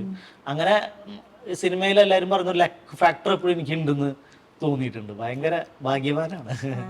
അർജന്റീന ഫാൻസിൽ എങ്ങനെയായിരുന്നു ആദ്യമായിട്ടൊരു സിനിമയിൽ വരുന്നു, കുറെ സെലിബ്രിറ്റീസിന്റെ കൂടെ മിങ്കിൾ ചെയ്യുന്നു, എങ്ങനെയായിരുന്നു അനുഭവം? അത് ആ സിനിമയിലേക്ക് സെലക്ട് ആയ ശേഷം ഞാനാണ് മെയിൻ ക്യാരക്ടർ ചെയ്യാൻ പോണെന്ന് അന്ന് 5 ദിവസം അവിടെ ക്യാമ്പ് കൂടുമ്പോ ഒരു 5 ദിവസത്തെ ക്യാമ്പ് ഉണ്ടായിരുന്നു. കാസ്റ്റിംഗ് ഡയറക്ടർ അബു വളയംകുളം എന്ന് പറഞ്ഞ ആളാണ് ആ ക്യാമ്പ് ചെയ്തത്. അപ്പൊ അവിടെ ഒരു 2-3 ദിവസം കഴിഞ്ഞപ്പോ കുറെ ആൾക്കാർക്കൊക്കെ ക്യാരക്ടർ ഏതാന്നൊക്കെ ഫിക്സ് ചെയ്ത് ഇങ്ങനെ അവരിങ്ങനെ വിചാരിക്കുമല്ലോ, എന്നിട്ട് അവരിങ്ങനെ അങ്ങോട്ടോട്ട് പറയും. പക്ഷെ നമ്മളിത് അറിയുന്നില്ല. അപ്പൊ എന്നോട് ഒരാള് അവിടെ എന്ന് പറഞ്ഞത്, നീയാണ് മെയിൻ ക്യാരക്ടർ എന്ന് അറിയാത്ത ഒരാൾ നീ മാത്രമേ ഉണ്ടായിരുന്നുള്ളൂ എന്ന്. ആ ക്യാമ്പ് കഴിഞ്ഞു. അങ്ങനെ അവിടെ ഒരു 3-4 ദിവസത്തെ ക്യാമ്പ് കഴിഞ്ഞു, ആക്ടിങ് ട്രെയിനിങ് കഴിഞ്ഞ് ഇന്ന ക്യാരക്ടറാണെന്ന് മിഥുൻ ചേട്ടനും അബുളങ്ങളും സാറും പറഞ്ഞപ്പോഴാണ്. അപ്പൊ എനിക്ക് ഭയങ്കര സന്തോഷമായി. പിന്നെ ഞാൻ അതില് ഈ പറഞ്ഞ പോലെ ഐശ്വര്യലക്ഷ്മി, കാളിദാസ് ജയറാമൊക്കെയാണ്, അനീഷ് എന്ന് പറഞ്ഞ അനീഷേട്ടൻ, യെല്ലോ ടൂത്തിന്റെ ഓണർ, ആളൊക്കെയാണ് അതിൽ അഭിനയിക്കുന്നത്. അപ്പൊ നമ്മള് മായാനദിയൊക്കെ കണ്ടിട്ട് മെൽറ്റായിട്ട് ഇരിക്കുമ്പോഴാണ് നമ്മുടെ കൂടെ ഇങ്ങനെ ഒരാളെ അഭിനയിക്കാൻ വരുന്നത്. ഭയങ്കര ത്രില്ലായിരുന്നു. അന്ന് ഷൂട്ട് എടുക്കുന്ന സമയത്ത് ഇവിടെ ഇരിഞ്ഞാലക്കൂടെ ആളൊരു സ്ഥലത്ത് ഷൂട്ട് എടുക്കുന്നതായിരുന്നു. അപ്പോൾ കാളിദാസ് ബ്രോ പറഞ്ഞു, ഞങ്ങൾക്ക് പുറത്തു പോയിട്ട് ഭക്ഷണം കഴിക്കാമെന്ന് പറഞ്ഞു. അപ്പോൾ ഞാൻ ഭയങ്കര അത്ഭുതപ്പെട്ടു പോയി. നമ്മുടെ കൂടെ ഒരാള്, അദ്ദേഹം നമ്മുടെ കൂടെ വന്ന് തട്ടുകടയിലിരുന്നു, അദ്ദേഹത്തിന് ഇഷ്ടമുള്ള ഭക്ഷണമൊക്കെ പറഞ്ഞു. അത് നമ്മൾ ഒരുമിച്ച് കഴിച്ചു. അപ്പോൾ എന്താ സംഭവം വെച്ചാൽ പുറത്തുനിന്ന് ആൾക്കാർ നോട്ട് ചെയ്യുന്നുണ്ട്. അപ്പൊ ആളുടെ കൂടെ ഇരിക്കുന്നു എന്ന് പറയുന്നത് ഫസ്റ്റ് സിനിമയില് അത് ഭയങ്കര ഭയങ്കര ഒരു സന്തോഷമുള്ള സംഭവമായിരുന്നു. അപ്പൊ ഞാൻ എന്റെ കുറച്ച് കൂട്ടുകാരെയൊക്കെ വിളിച്ചിട്ടുണ്ട് നാട്ടിൽ നിന്ന്. ആ സിനിമയിലെ ഒരു കേന്ദ്ര കഥാപാത്രം എന്ന് പറയുമ്പോഴത്തേക്കും ആ സെറ്റിലുള്ളവരുടെ മുഴുവൻ ഒരു റെസ്പെക്റ്റും സ്നേഹവും കിട്ടിയിട്ടുണ്ടാവുമല്ലോ. അത് കിട്ടും. അത് ഒരു 4-5 ദിവസം കഴിഞ്ഞപ്പോ അവിടുത്തെ സെറ്റിലുള്ളവർക്ക് മനസ്സിലായി ഞാനൊരു പ്രധാനപ്പെട്ട ക്യാരക്ടർ ചെയ്യുന്നത്. അപ്പൊ ഞാനത് 5-6 ദിവസം കഴിഞ്ഞപ്പോ ഞാൻ അവിടുത്തെ സെറ്റിലുള്ള എല്ലാവരുമായിട്ട് സിങ്ക് ആയിപ്പോ ഞാനൊരു കൂട്ടുകാരൊക്കെ വിളിച്ചിട്ടുണ്ടെന്ന്. അവിടെ എന്നെ അവിടെ നാട്ടില് ഞാൻ ഈ +2 കഴിഞ്ഞ് ഒരു പണിയിലാണ്ട് നടക്കുന്ന സമയത്തൊക്കെ നമ്മൾ സഹായിച്ചുള്ള കുറെ സുഹൃത്തുക്കളുണ്ട്. പിന്നെ നാട്ടിലേക്ക് മെന്റർ പോലെ ചേട്ടനുണ്ട്, ബിനേഷ് എന്നാണ് പേര്. ആളിപ്പോ വിദേശത്താണ്. ഓഡീഷനൊക്കെ പോകാൻ ആളിന് കാശ് തരാം. അപ്പൊ ഞാൻ ആളെ പോയി, ചേട്ടാ ഞാൻ ഇങ്ങനെ ഒരു പടത്തിൽ അഭിനയിക്കുന്നുണ്ട്, പുറത്ത് പറയുന്നതെന്നാണ് സിനിമാക്കാർ പറഞ്ഞേക്കണേ. എൻ്റെ ആ ചേട്ടനെ വിളിച്ചിട്ട് വന്നു. ഞാൻ ഇവരൊക്കെ കണ്ടു പരിചയപ്പെടുത്തി. അതൊക്കെ ഭയങ്കര ഒരു വാവ് മൊമെന്റ് തന്നെയായിരുന്നു. പ്രത്യേകിച്ച് ഐശ്വര്യലക്ഷ്മിയുടെ കൂടെ ഒക്കെ അതിലൊരു സീനിൽ എന്നെ അങ്ങനെ കെട്ടിപ്പിടിച്ച് ഗോളടിച്ചിട്ട് കെട്ടിപ്പിടിച്ച് പൊക്കുന്ന ഒരു സീനൊക്കെ ഉണ്ടായിരുന്നു. അതൊക്കെ ഭയങ്കര, വേണമെങ്കിൽ റോപ്പ് ഇട്ട് പൊക്കാന്നൊക്കെ പറഞ്ഞു മിഥുൻ ചേട്ടാ. അപ്പൊ ലക്ഷ്മി വേണ്ട ഞാൻ അവരെ പൊക്കിക്കോളാം, ആളെ നമ്മളെ സിമ്പിൾ ആയിട്ട് എടുത്ത് പൊക്കി. ആ സെറ്റിലുള്ള ആ പരിചയം കഴിഞ്ഞിട്ട് ഇവര് വീണ്ടും പിന്നീട് വിളിക്കുകയും ഞാൻ കാളിയായിട്ട് കോണ്ടാക്ട് ഒക്കെ ഉണ്ട്. അദ്ദേഹം എന്നെ 2-3 സിനിമകളിലേക്ക് റെഫർ ചെയ്തിരുന്നു. പക്ഷെ അത് പ്രൊജക്ടുകൾ എന്തോ നടന്നില്ല. മായാനദി കണ്ട് ത്രില്ലടിച്ചു എന്ന് പറഞ്ഞപ്പം മായാനദിയിലെ നായകൻ ടൊവിനോ തോമസിന്റെ മൂവിയിലാണ് അടുപ്പിച്ചടുപ്പിച്ച് വന്നിട്ടുള്ളത്. മിന്നൽ മുരളി, നീല വെളിച്ചം, ഇപ്പം മരണമാസ്. അപ്പം എങ്ങനെയാണ് ആ ടൊവിനോ ആയിട്ടുള്ള ഒരു, അങ്ങനെ ഭയങ്കര ഫ്രണ്ട്ഷിപ്പ് ഒന്നും ഇല്ലെങ്കിലും ആൾക്ക് നമ്മളെ കണ്ടപ്പോ അറിയാം ഇന്ന പടത്തിൽ അഭിനയിച്ചു. മാത്രല്ല ഞാനും ടോബിയും ഒരേ +2 സ്കൂളിലാണ് പഠിച്ചത്. അതായത് ഇരിഞ്ഞാലക്കുട സെന്റ് മേരീസില്. ഞാനവിടെ ഫസ്റ്റ് ബാച്ച് ഞങ്ങളുടെ ആയിരുന്നു +2ന്റെ. അത് കഴിഞ്ഞിട്ടുള്ള ബാച്ചിലാണ് ടോബിയും ഒക്കെ വന്നിട്ടുള്ളത്. അപ്പൊ ഞങ്ങള് ഈ അടുത്ത് റീയൂണിയനിൽ വെച്ച് അവിടെ കണ്ടിരുന്നു. അപ്പൊ കണ്ടപ്പോ കുറെ നേരം സംസാരിച്ച് ഫോട്ടോ ഒക്കെ എടുത്ത് അങ്ങനെയൊക്കെ സംസാരിച്ചു. അപ്പൊ ആ സമയത്ത് ഞാൻ നീല വെളിച്ചം അഭിനയിച്ചു കഴിഞ്ഞിരുന്നു. മിന്നൽ മുരളിയില് പിന്നെ കുറെ ദിവസങ്ങൾ കണ്ടു പരിചയമൊക്കെ ഉണ്ട്. അപ്പൊ ആളായിട്ട് നല്ല ഒരു ഫ്രണ്ട്ഷിപ്പ് ഉണ്ട് എനിക്ക്. മിന്നൽ മുരളിയിലും മരണമാസിലും ബേസിലിന്റെ കൂടെ ഉണ്ടായിരുന്നു. അപ്പൊ എങ്ങനെ നുണക്കുഴിയിലും ഉണ്ടായിരുന്നു. നുണക്കുഴിയിലും ഉണ്ടായിരുന്നു. അപ്പൊ എങ്ങനെ ബേസിലായിട്ടുള്ള ഒരു സൗഹൃദം? ബേസിലായിട്ട് ഭയങ്കര കമ്പനി ചില്ലാണ് ആള്. ഭയങ്കര നമ്മൾ ഇന്റർവ്യൂലൊക്കെ കാണുന്ന പോലെ ചിരിച്ച് ഞാൻ നുണക്കുഴിയിൽ ചെന്നപ്പോഴും ആള് കുറെ നേരം സംസാരിച്ചു. കമ്പനിയാണ്. പിന്നെ ഇടയ്ക്ക് ഞാൻ എന്തെങ്കിലും ട്രോളുകൾ കാര്യങ്ങളൊക്കെ കാണുമ്പോൾ മൂപ്പർക്ക് അയച്ചു കൊടുക്കും. അപ്പൊ ആളത് കണ്ട് റിപ്ലൈ ഒക്കെ ചെയ്യും. പിന്നെ ഞാൻ പഠിച്ചിരുന്ന സ്കൂളിൽ മിന്നൽ മുരളിനെ ബേസ് ചെയ്തിട്ട് ഞാനൊരു സ്കിറ്റ് ചെയ്തു. ഒരു പയ്യനെ മിന്നൽ മുരളി ആക്കിയിട്ട് അവനിങ്ങനെ കസേരയൊക്കെ പൊക്കുന്നു, നൂലൊക്കെ ഇട്ട് വലിച്ചു പൊക്കി. അപ്പൊ അതിന്റെ ഒരു സാധനം ഞാൻ അയച്ചു കൊടുത്തപ്പോൾ ആള് അപ്രീഷിയേറ്റ് ചെയ്തിരുന്നു. ടൊവി ബേസിൽ കൂട്ടുകെട്ട് സോഷ്യൽ മീഡിയയിൽ ഭയങ്കര ഒരു തരംഗമാണ്. അത് അപ്പൊ നേരിട്ട് കണ്ട് അത് എൻജോയ് ചെയ്യാൻ പറ്റുന്ന ഒരു വലിയ ഭയങ്കര രസമാണ്. ഞാനത് എനിക്കിപ്പോ ഒരു ഓർമ്മയുള്ളത്, മരണമാസിന്റെ ക്ലൈമാക്സിൽ ടൊവി 1-2 പ്രാവശ്യമൊക്കെ സെറ്റിൽ വന്നിരുന്നു. അപ്പൊ അതിന്റെ ഇടയിൽ അവിടെ ക്ലൈമാക്സിൽ ബേസിൽ കുറച്ച് സ്റ്റണ്ട് പരിപാടികളൊക്കെ ഉണ്ട്. അപ്പൊ ഭയങ്കര സ്റ്റണ്ട്. രാത്രിയാണ്, മഴ കാരണമൊക്കെ ഷൂട്ട് ഇടയ്ക്ക് ഇച്ചിരി മുടങ്ങിയിരുന്നു.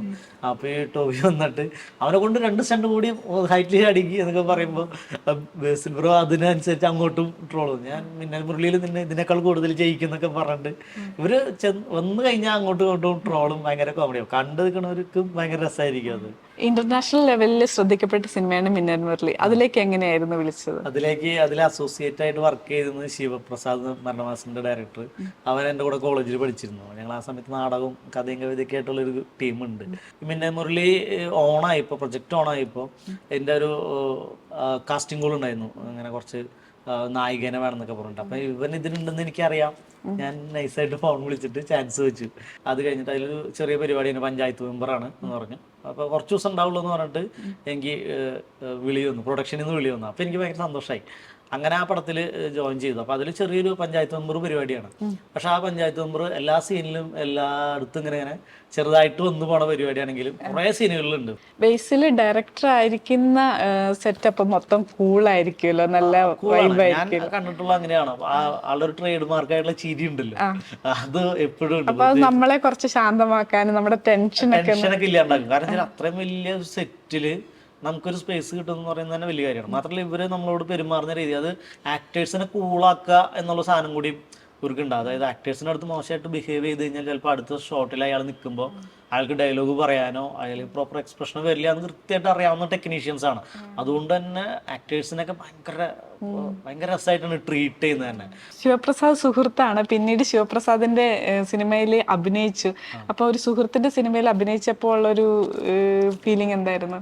ഞാൻ ആക്ച്വലി ശിവൻ കുറച്ച് കാലങ്ങൾക്ക് മുമ്പ് സിനിമ ചെയ്യേണ്ടതായിരുന്നു. അങ്ങനെ ഭയങ്കര സന്തോഷം ഒന്നും പറയാനില്ല. അവൻ സിനിമ ചെയ്യുന്നത് ഞങ്ങൾ സുഹൃത്തുക്കളെല്ലാം അറിയാം. ഡാം ഷുവറായിരുന്നു അവൻ സിനിമ ചെയ്യുന്നു. അപ്പം ഇനി അതിൽ റോള് കിട്ടുക എന്നുള്ളതാണ് നമുക്ക്. അപ്പം ഞാൻ സിനിമ അവൻ അനൗൺസ് ചെയ്തപ്പോൾ തന്നെ ഞാൻ അവനെ വിളിച്ചു. അപ്പോൾ അവൻ ചെറിയ പരിപാടിയാണ്, ചെറിയ റോളുണ്ട്, ഒരു 4-5 ദിവസത്തെ പരിപാടി എന്ന് പറഞ്ഞിട്ട് വിളിച്ചത്. പക്ഷെ പടം ഒരു 10-20 ദിവസം നമുക്ക് വർക്ക് ചെയ്യാം. പിന്നെ കുറച്ച് ദിവസം മഴ കാരണമൊക്കെ അവൻ ഭയങ്കര ബേസിക്കലി ഭയങ്കര ജോളിയായിട്ടുള്ള, ഭയങ്കര സർക്കാസ്റ്റിക് ആയിട്ടൊക്കെ ഉള്ള പരിപാടി, ഡയലോഗ് ഡീലിങ്സ് ആണ്. ഭയങ്കര ഫണ്ണിയാണ്. പിന്നെ ദേഷ്യമൊക്കെ വരുമ്പോൾ അത് പക്ഷെ അങ്ങനെ ദേഷ്യം കാണിക്കാറൊന്നുമില്ല ആള്. മീൻസ് ഭയങ്കര ഫണ്ണി ആയിട്ട് തന്നെയാണ്. ഈ ബേസിൽ ഇവന്റെ ചിരിയും ഏകദേശം ബേസിന്റെ പോലത്തെ ഒരു ചിരി തന്നെയാണ്. ശിവന്റെ സെറ്റ് ആയതുകൊണ്ടായിരിക്കാം, അല്ലെങ്കിൽ ടോവിനോടെ പ്രൊഡക്ഷൻ ആയതുകൊണ്ടായിരിക്കാം. ഞാൻ ആദ്യമായിട്ടാണ് ആ ഒരു സിനിമ സെറ്റിലാണ് ഒരു കാരവാനിലൊക്കെ കയറി നമ്മൾ ട്രീറ്റ് ചെയ്ത്. ഭയങ്കര രസമായിട്ടുള്ള ട്രീറ്റ്മെന്റ് ആയിരുന്നു. കാരണം ഞങ്ങളവിടെ വെയിലത്ത് നിൽക്കുന്നത് കണ്ടിട്ടാണോന്ന് അറിയില്ല, അവിടെ കാരവാനിൽ വിളിച്ച് കയറ്റിയിരുത്തി ഞങ്ങള്. പിന്നെ പടം കഴിയുന്നവരെ ഞങ്ങള് ഷോട്ട് കഴിയുമ്പോൾ ഞങ്ങളോട് കാരവാനിൽ പോയിരിക്കാൻ പറയും. നമ്മൾ ആദ്യമായിട്ടാണ് ഒരു കാരവാനിലൊക്കെ പോയിരുന്നൊരു ഭയങ്കരമായിട്ട് വലിയ ആക്ടറായിട്ട് ട്രീറ്റ് ചെയ്ത് കൂടിയ ഒരു പടമാണ് അത്. എനിക്ക് തോന്നുന്നു ടോവിനോയുടെ പ്രൊഡക്ഷന്റെ ഒരു ക്വാളിറ്റിയും കൂടി ഉണ്ട്. നമ്മൾ ഉദ്ദേശിച്ചേക്കാൾ നല്ല പൈസയും തന്നു. അപ്പൊ അത് സന്തോഷമായി. കുറച്ചുകൂടെ ഒരു ഫ്രീഡം ഉണ്ടാന്ന് വെച്ചാല് ശിവന്റെ ടെക്നിക്കുകളൊക്കെ ഞാൻ യൂടേണിലും, അല്ലെങ്കിൽ ശിവന്റെ ഒരു രീതി അറിയാം. ആക്ടറെ കംഫർട്ടാക്കി ചെയ്യുക എന്ന് പറയുന്ന സംഭവം ഉണ്ട്. അതുകൊണ്ട് നമുക്ക് എന്തെങ്കിലുമൊക്കെ, എനിക്കൊരു ഷോട്ട് എടുത്തോണ്ടിരിക്കുമ്പോൾ ഒരു ഡയലോഗ് തെറ്റി, എൻ്റെ ഒരു പ്രാവശ്യം തെറ്റി, അപ്പൊ കുഴപ്പമില്ലടാ, 2ാമത്തെ പ്രാവശ്യം തെറ്റി. അപ്പോൾ എനിക്ക് മനസ്സിലായി, എനിക്ക് ചെറിയൊരു ടെൻഷൻ കയറി. കാരണം ഒരു ഡയലോഗ് ഒരു പ്രത്യേക തരത്തിൽ പറയണമായിരുന്നു. അപ്പൊ 5 പ്രാവശ്യം ആ ടേക്ക് പോയി. പക്ഷെ 5 പ്രാവശ്യം അവന് മനസ്സിലായി എനിക്ക് ടെൻഷൻ ആയിട്ടുണ്ടാവും എന്നെനിക്ക് മനസ്സിലായപ്പോൾ അവൻ വന്നിട്ട്, ഇടാ കുഴപ്പമില്ല കാർഗോ, സിമ്പിൾ സാധനം, ഇങ്ങനെ ഇങ്ങനെ ഇങ്ങനോട്ട് ഇങ്ങനെ പറയാ, സിമ്പിളാണ് എന്ന് പറഞ്ഞു. അപ്പൊ അവൻ വന്ന് അത് പറഞ്ഞപ്പോ നമുക്ക് ചെറിയ ടെൻഷൻ ഉണ്ടായിരുന്നു, മാറിയിട്ട് ഓക്കെ. ഈ ഒരു അപ്രോച്ച് ഈ സിനിമയിൽ തന്നെ വിപ്ലവകരമായ ഒരു മാറ്റമായിരിക്കും കൊണ്ടുവരുന്നത്. കാരണം നേരത്തെയൊക്കെ സെറ്റില് പല വേർതിരിവുകളും ഉണ്ട് എന്നൊക്കെ കേട്ടിട്ടുണ്ട്. ഈവൻ ടീ കൊടുക്കുന്ന കപ്പിൽ പോലും വ്യത്യാസം ഉണ്ടെന്ന് കേട്ടിട്ടുണ്ട്. അതുണ്ട്. പക്ഷെ എനിക്ക് തോന്നുന്നു ഇപ്പൊ ഉള്ള പുതിയ ആൾക്കാർ സിനിമ എടുക്കുമ്പോൾ അങ്ങനെയില്ല. ഞാൻ നേരത്തെ പറഞ്ഞില്ല, മിന്നൽ മുരളിയിൽ ഞാൻ ഭക്ഷണം കഴിച്ചുകൊണ്ടിരിക്കുന്ന സമയത്ത് സമീർ താഹിറും ബേസിലും വന്നിട്ട് എനിക്ക് അവർ വേണ്ട അവിടെ ഇരുന്നോ എന്ന് പറയുന്നത്, അല്ലെങ്കിൽ ഇപ്പോൾ ടോവിനോ അവിടെ സെറ്റിൽ ആയതുകൊണ്ടായിരിക്കാം നമുക്ക് അവിടെ കാരവാനിൽ സ്ഥാനം കിട്ടുന്നത്. അതായത് ഇപ്പൊ പുതുതായിട്ട് സിനിമ എടുക്കുന്നവർക്ക് അത്തരത്തില് ഒരു ട്രീറ്റ് ചെയ്യാൻ അറിയാം. അത് സിനിമയുടെ ഔട്ട് കിട്ടുന്നത് മാത്രമല്ല, അവരൊരു ബേസിക് ക്വാളിറ്റിയും കൂടിയാണ്. അതായത് how to treat a man, ഒരു മനുഷ്യനെ എങ്ങനെ പരിഗണിക്കണം എന്നുള്ള സാധനം ഉണ്ട്. അതൊരു താരജാട വെച്ചിട്ടോ അല്ലെങ്കിൽ ഡയറക്ടർ പദവി വെച്ചിട്ടല്ല അവർ ചെയ്യുന്നത്. ഇപ്പം സിനിമ നടനായിട്ട് തന്നെ അറിയപ്പെടാനാണോ, അല്ലെങ്കിൽ സിനിമയിൽ വേറെ പല ഏരിയയിലും ട്രൈ ചെയ്യാനൊക്കെ ആഗ്രഹമുണ്ടോ? ഡയറക്ഷൻ അത് ജഗതി പറയണം, അത് തലയുള്ളവർക്ക് പറഞ്ഞിട്ടുള്ള പണിയാണ്. നമ്മളെ കൊണ്ട് കൂടുന്നതല്ല. ഞാൻ പക്ഷെ നാടകങ്ങളൊക്കെ സംവിധാനം ചെയ്യാറുണ്ട്. സിനിമ സംവിധാനം എന്ന് പറയുന്നത് അത് കുറച്ചും കൂടി ഒരു വേറൊരു പണിയാണ്. അത് നമ്മള് അതിനൊരു ടാലന്റ് വേണം. എനിക്ക് ആക്ടറായിട്ട് നിൽക്കാൻ തന്നെയാണ് താല്പര്യം.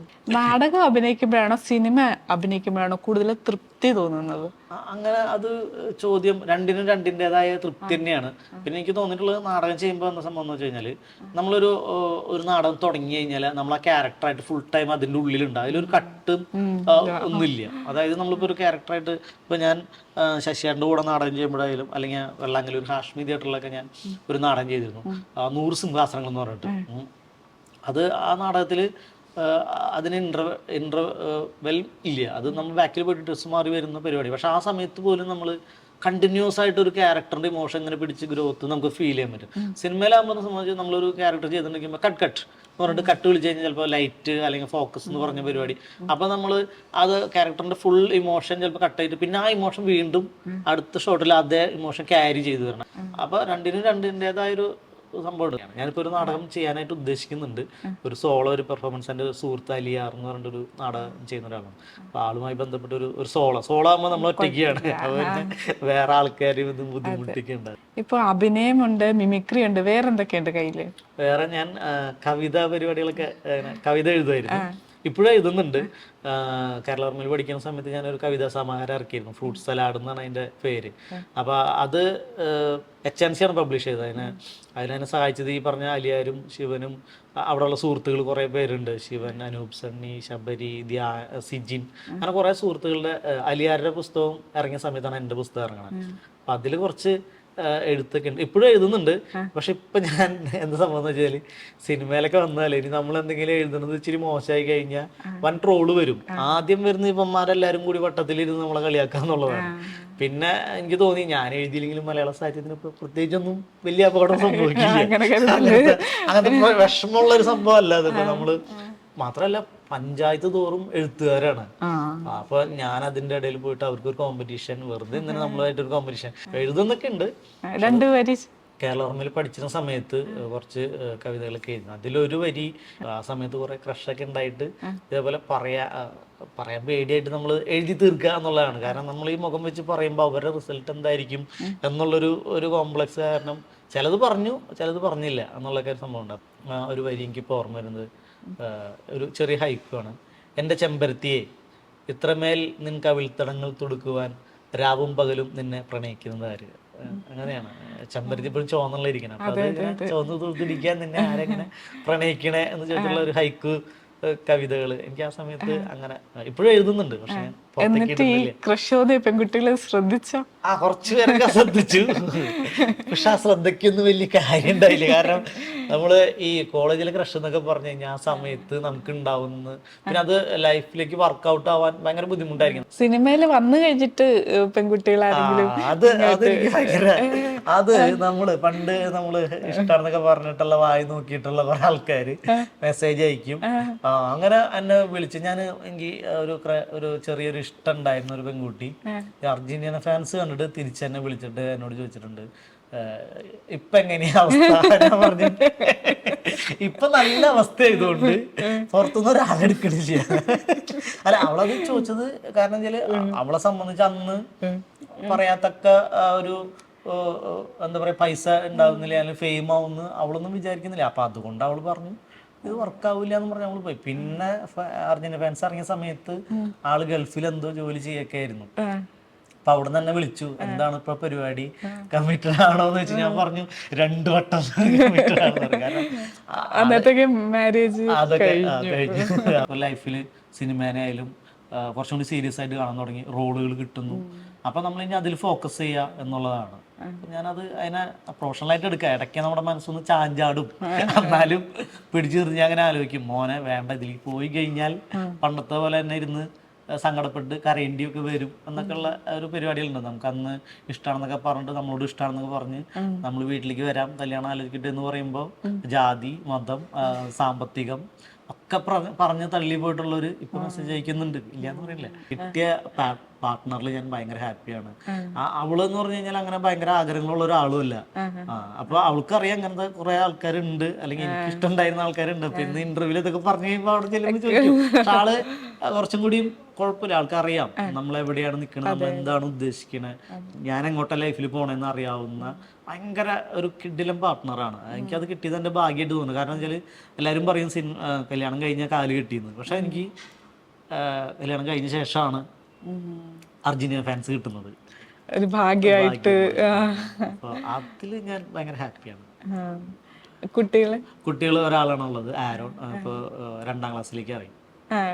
അവന് താല്പര്യമുണ്ടോ? അവന് ബേസിലിന്റെ സിനിമകളൊക്കെ കണ്ടിട്ട്, പൊന്മാനും അങ്ങനെയൊക്കെ കണ്ടിട്ട് ബേസിൽ മാമനെ കാണണം എന്നൊക്കെ പറഞ്ഞിട്ട് ഞാൻ സെറ്റിലേക്ക് കൊണ്ടുവരാനുള്ള പരിപാടിയായിരുന്നു. പക്ഷെ അതിന്റെ ഇടയിൽ വൈഫിന്റെ അമ്മ മരിച്ചപ്പോൾ എനിക്ക് കൊണ്ടുവരാൻ പറ്റിയില്ല. പക്ഷെ എന്തെങ്കിലും ഒരു ദിവസം ബേസിൽ മാമനെ കാണുന്നുണ്ട്. പിന്നെ അവൻ ഡാൻസ് ഒക്കെ കളിക്കുന്നുണ്ട്.